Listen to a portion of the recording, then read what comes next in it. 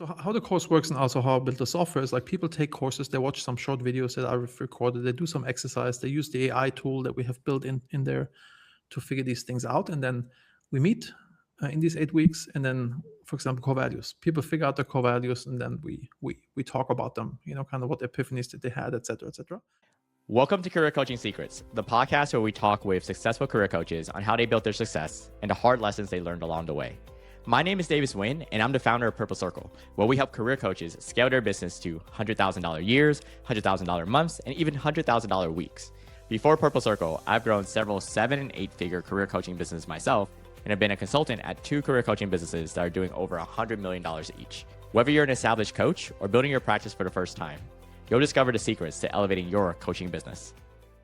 Welcome to Career Coaching Secrets podcast. I'm Pedro, and I'm here with David Henzel, who has built multiple 7-figure SaaS businesses over 20 plus years, including Max CDN, which he had multiple exits. His passion is helping individuals and their organizations reach their full potential, and he's created an impressive portfolio to do just that.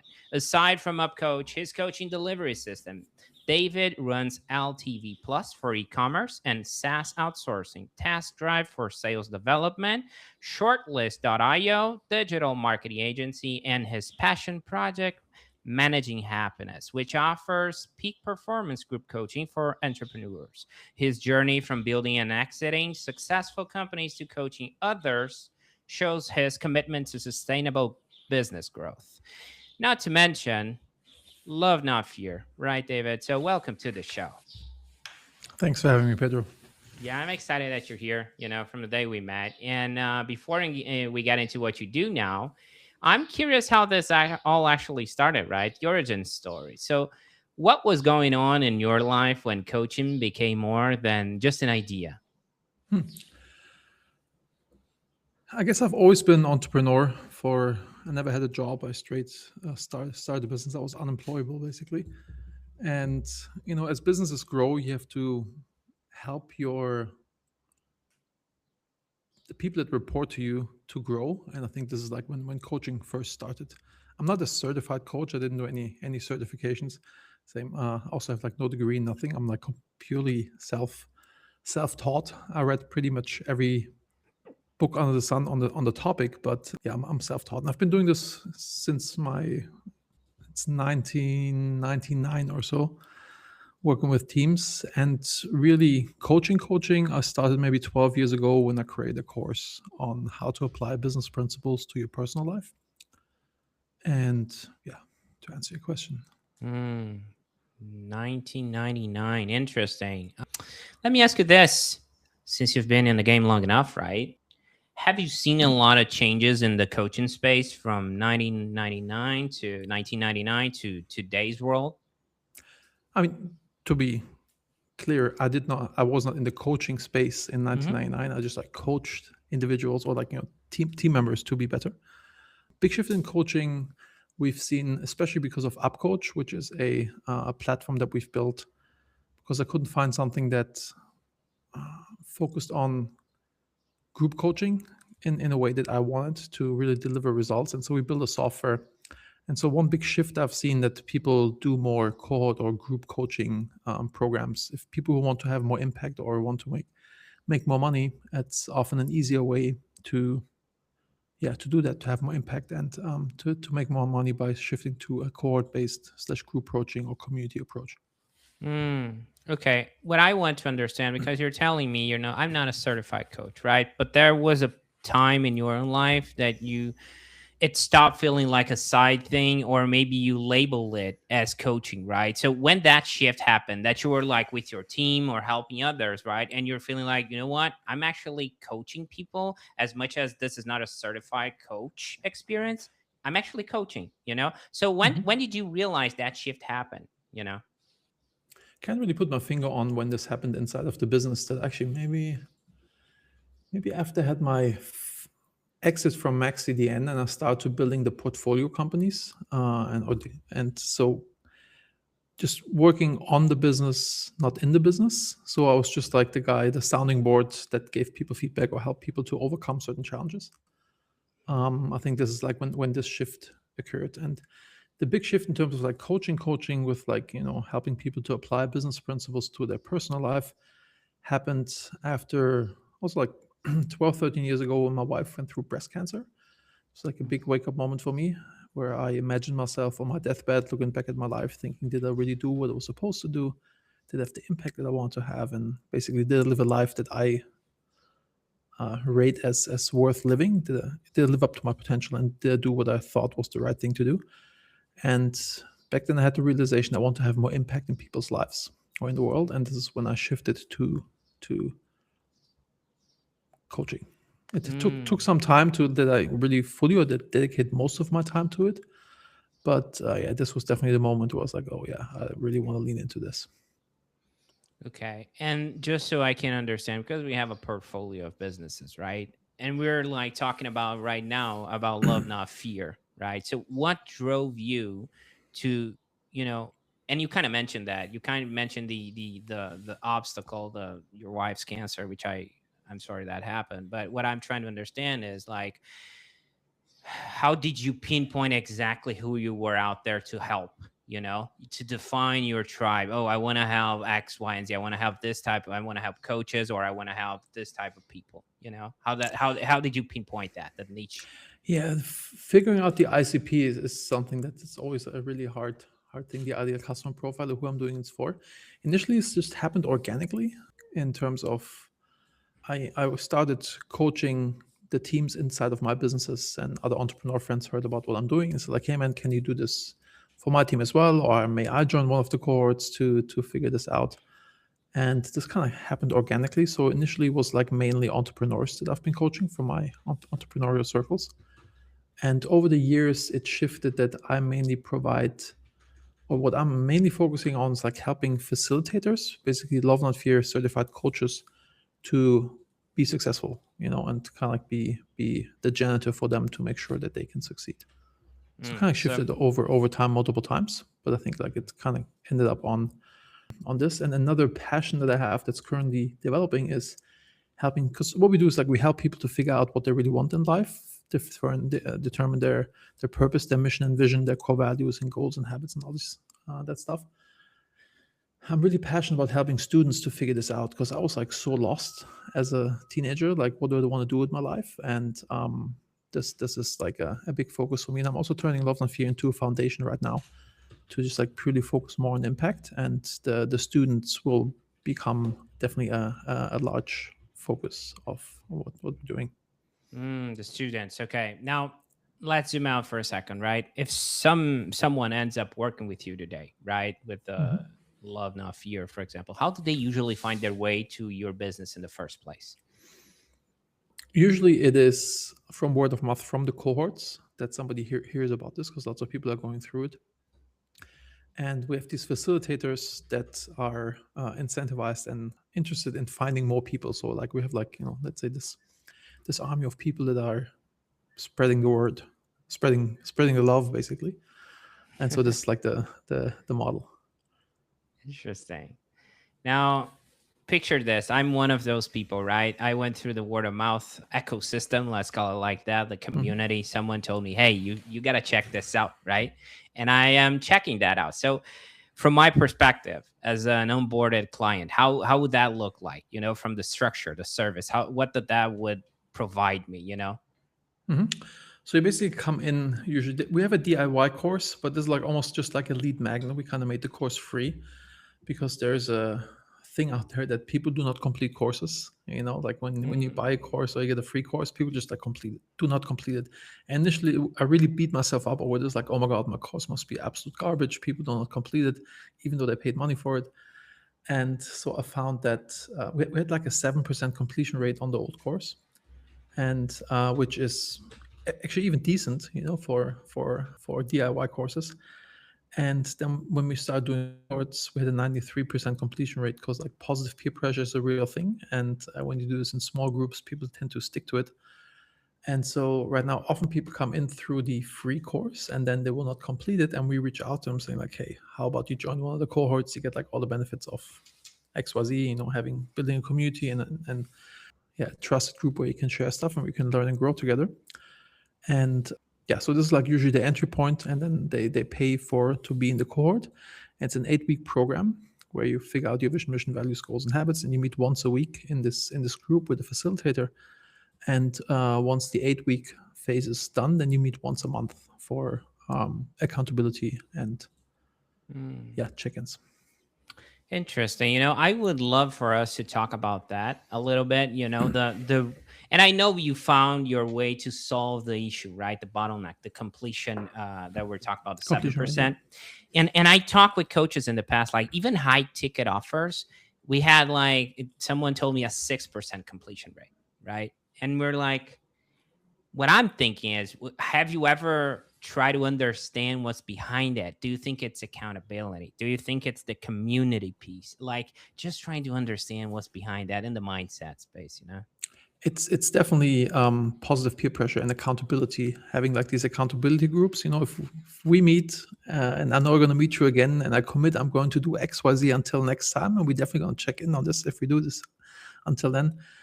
Especially when there's like 5 other people, I do not want to be the one that says like, oh yeah, I didn't do it. So like we let ourselves down very easily.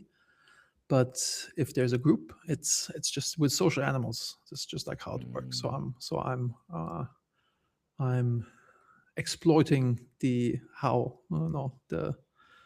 deep-rooted thing inside of people that we're social animals, and positive peer pressure works. Negative peer pressure works as well, of course, but that's not what we're here to do.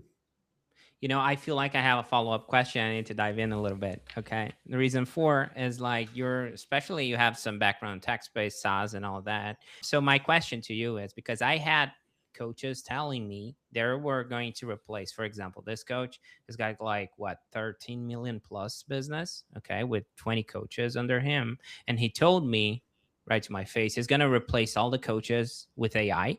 That's what he told me. And another one mentioned he's going to just create a chatbot, basically, to not have a coach.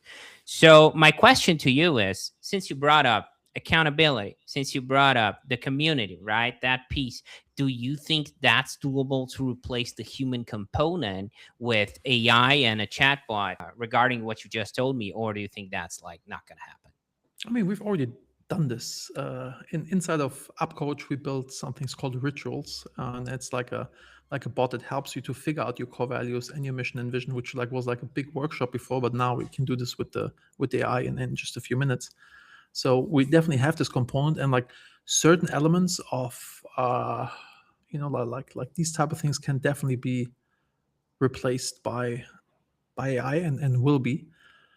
But we're still social animals, and you want others. We crave community, and especially when you, and what we're doing is we enable people to take off the mask and be real and be vulnerable and be open, and creating like this trusted environment.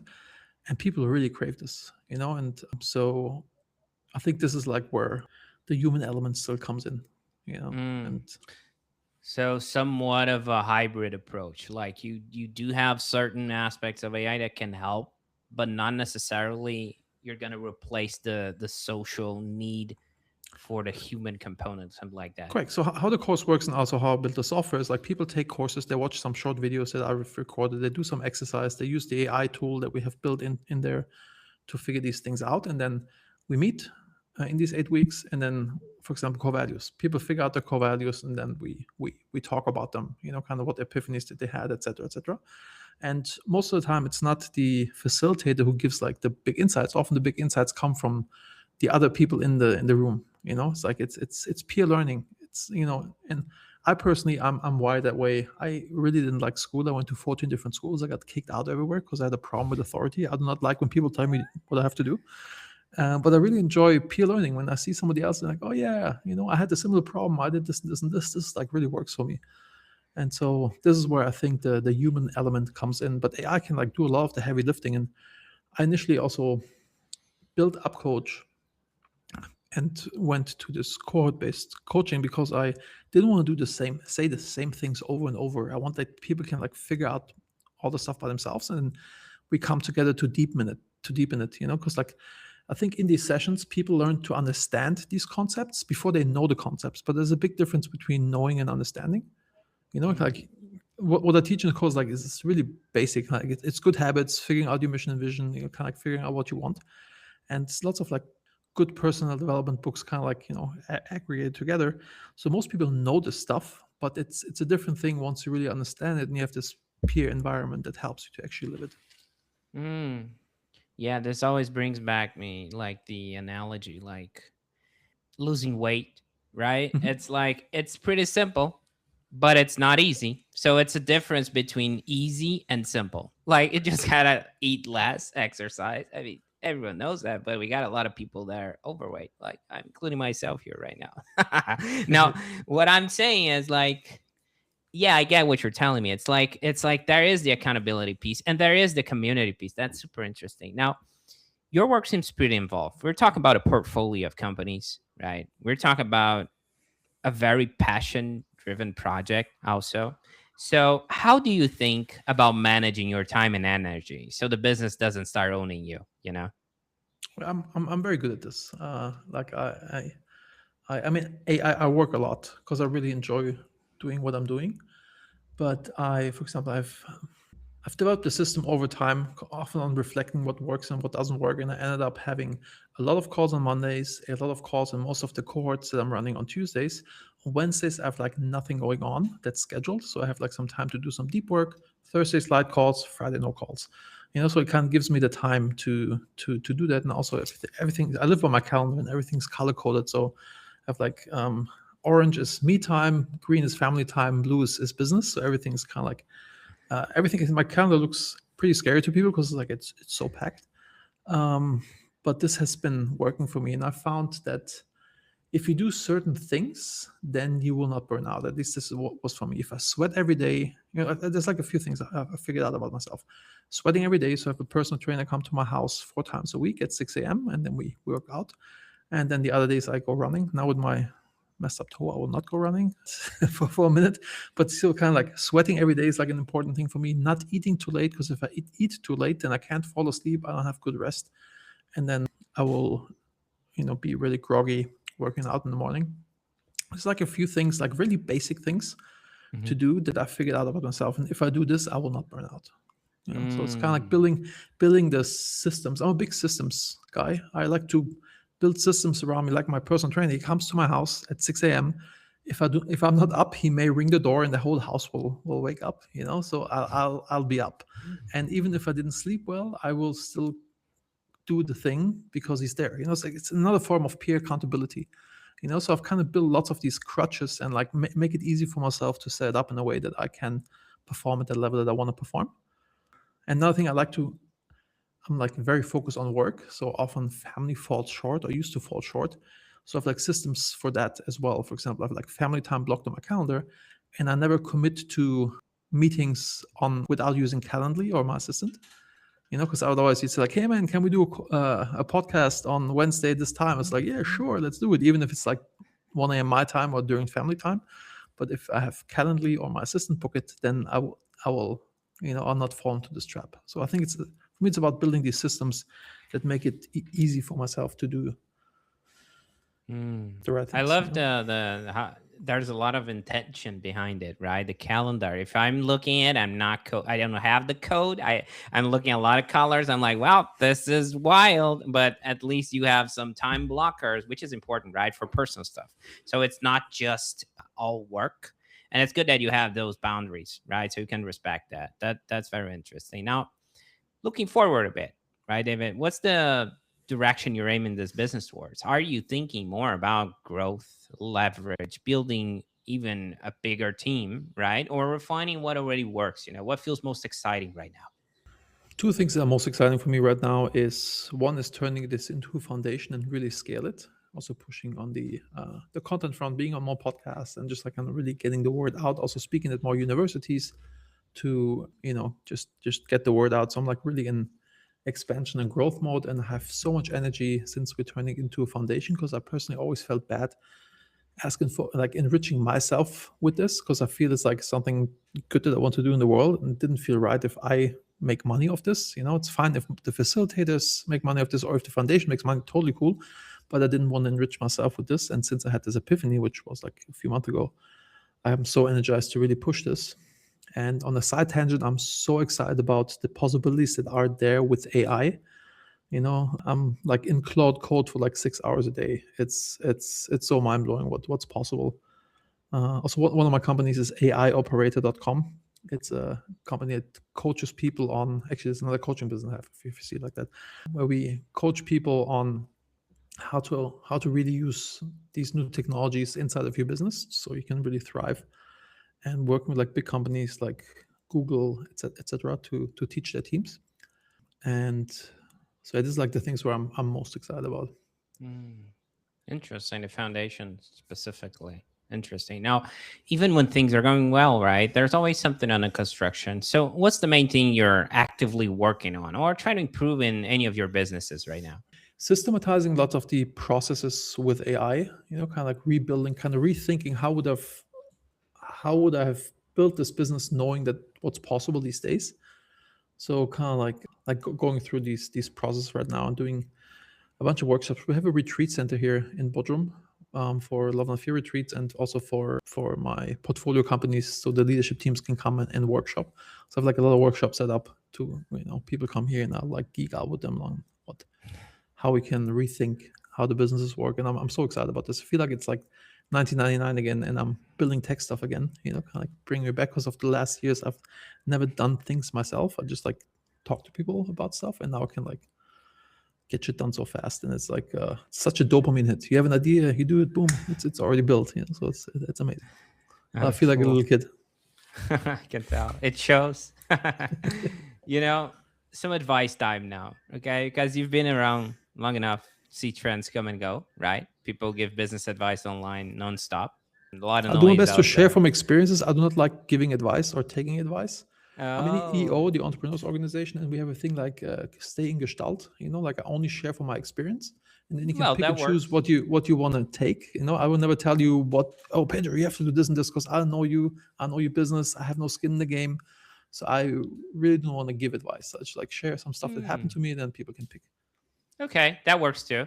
It's like I just want to know like what's something you hear repeated a lot that you think people misunderstand or overvalue, for example.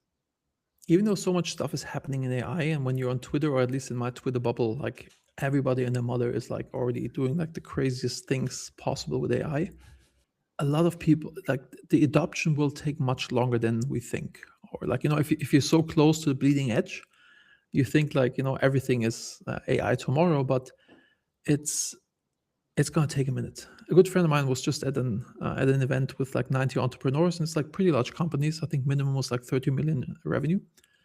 And it was a workshop on AI, and 90 people in the room, and only 6 people were doing something remotely interesting. The rest was excited about building a custom GPT. So it's going to take a minute until this will really roll out. It's coming, and it's coming hard, but it's going to take a little longer than at least I used to think. And what do you think is the main bottleneck for it to take a minute, or Adoption. take that? Humans like changing behavior change. Like it takes long until people change their behaviors. You meant like changing the behaviors towards what they can create with AI, or just like I'm trying to understand. Yeah, or what just like kind of like exactly. figuring out, like leaning in, not being scared of it. Or like a good friend of mine, he has an assistant, and she does like really old school, like sending people an email like, hey, can you do a call at this time, and blah blah blah. It's like it's very manual. And he's still, even though like Calendly and stuff like this is around forever, but he doesn't want to change it because he doesn't want to fire her. So it's so I think like there's like lots of social things, or I could work out with the AI tool, put a camera into my gym. I have a gym here in the retreat center, and which would like track what I'm doing, etc. But I like my trainer to come and blah. So I think it's gonna take a minute until it really changes. Or I have LTV Plus. We do customer outsourcing, customer support outsourcing for technical companies, for MSPs, and for SaaS and e-com, etc. And for example, outbound calling and inbound calling, most companies are not ready that an AI calls out and does the calls for you, or like they still want humans in there, because like it's their brand. Maybe it messes up, and it just self-driving cars. Like it's been around forever, but fully self-driving, and like the last 5% takes so long to get good enough, so I think the adoption is just like much slower before somebody really fully trusts it. There's a lot of fear behind it. Then it's like, this, it may mess it up, and I'm not 100% sure. It could tarnish my brand or something like that. So then people are more skeptical, something like that. Correct. I think it's okay. or just like oblivious to it. Not focusing on it, not hearing it. Okay, interesting. But I think you'll be left behind if you do not learn it and dig into it, and somebody will eat your business at some point. Okay.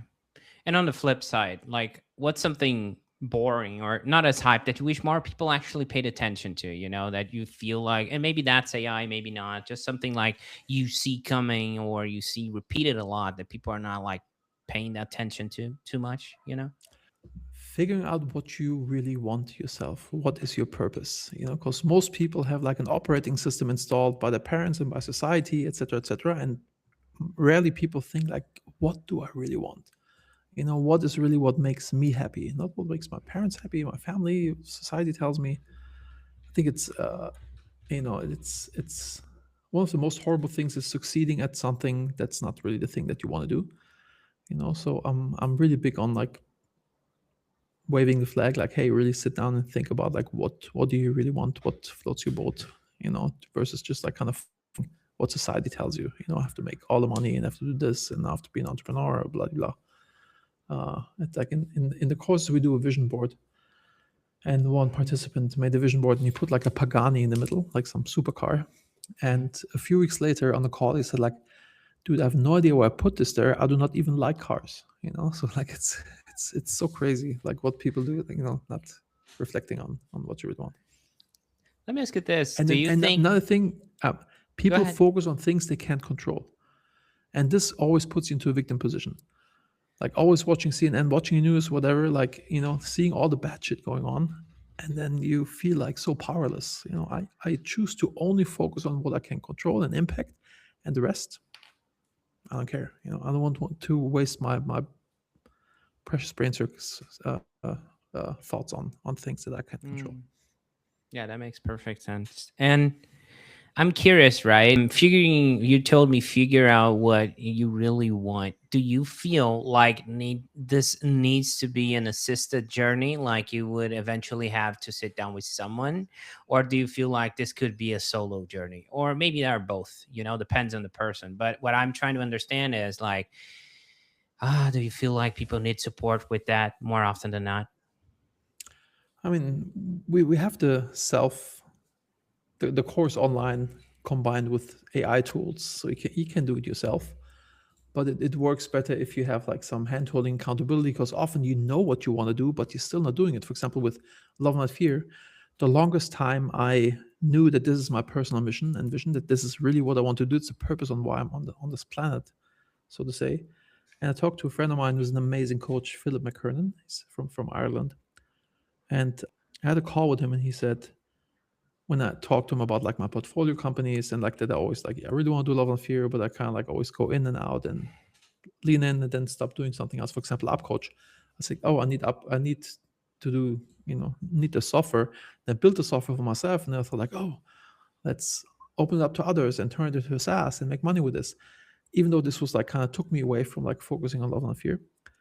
And so he said, it feels like there's this girl you love for 20 years, but you always hook up with her friends, because if it doesn't work out with her, it's too big of a deal. If it doesn't work out with her friends, it's not that big of a deal. And this was like so true, like really put the finger into the wound, because like this was really the thing. I was scared to fully do it, because if I would fail at it, I would kind of fail at life in my eyes. So it was too scary to do it. And like having this peer group, can help you talk about it with somebody, and they can reflect on you like, hey man, I think you're just being not gonna curse in your podcast, but yeah. It's like you're sabotaging yourself, so you're creating a bulletproof plan. Like, oh, yeah, I didn't fail. It was it's my plan B worked, Yes. Oh yes. It's hilarious. Yeah, we do that a lot. I mean, I've seen myself doing it, Yeah, and then we go back to the victim mentality. It's like the circumstances, right? We're going back to the point that, well, I didn't really try it, so I didn't really fail. That type of mentality. Yep, burn the boats, lean in. Yeah, that makes sense. Now, before we close this out, right? If someone resonated with what you shared and wants to follow your work, and we're gonna have that on the descriptions, but where should they go? I'm sure you would love to pinpoint exactly one of your businesses more. I'm not sure if it's Love Not Fear, but where should they go? Oh yeah, for sure. It's definitely go to lovenotfear.com and you can sign up for the free course and go through it. And if you want to join the cohort, do that. You always meet really cool people on that journey. And since a lot of coaches are listening to this, you check out upcoach.com. We just launched a new version. We have been building it for 7 years, and we just launched the version 3, and it's really amazing. It's mind blowing. Blew my mind what the team has built. I was not that involved. They just did it by themselves, and it is an amazing piece of software if you really want to deliver results for your clients. And yeah, if you want to find me on LinkedIn, David Henzel on LinkedIn, and if you tell me that you heard me on Pedro's podcast, then I'll also accept, because I get so much spam, but then I'll definitely accept and we can chat. Okay. David, there were a few moments from this chat that really stood out to me. Okay. I love the fact, first of all, that you're serving your past self. All right.